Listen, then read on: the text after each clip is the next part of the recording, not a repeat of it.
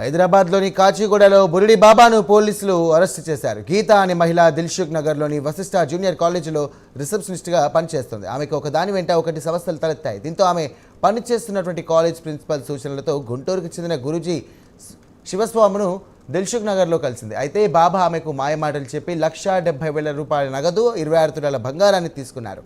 అలాగే వాళ్ళు ఉంటున్నటువంటి ఇంటి డాక్యుమెంట్లను సైతం తీసుకొని శ్రీకాళహస్తికి తీసుకువెళ్లి పూజలు చేశాడు. బాధితుల ఫిర్యాదుతో బురిడి బాబాపై పోలీసులు కేసు నమోదు చేసి రిమాండ్కు తరలించారు. దొంగ స్వామిని అరిగెల సాంబశివుడు అలియాస్ గురూజీ శివస్వామి అనే అతన్ని అరెస్ట్ చేయడం జరిగింది. ఇతన్ని అరెస్ట్ చేయడానికి ముఖ్య కారణం ఏంటి అంటే, గీతా వైద్య అని వీళ్ళ ఒక లేడీ కాచిగూడ లిమిట్స్లో ఉంటుంది. వీళ్ళ హస్బెండ్ లాస్ట్ ఇయర్ సెప్టెంబర్లో చనిపోయాడు. చనిపోయిన తర్వాత అతను లెక్చరర్గా పనిచేస్తుండేవాడు. ఇతను వాళ్ళ హస్బెండ్ లెక్చరర్గా చేసిన కాలేజీలోనే రీసెంట్గా అంటే హస్బెండ్ చనిపోయినాక ఒక 4 monthsకి కాలేజీలో జాబ్ కోసం జాయిన్ అయ్యింది. Vashishta junior college Dilsukh Nagar.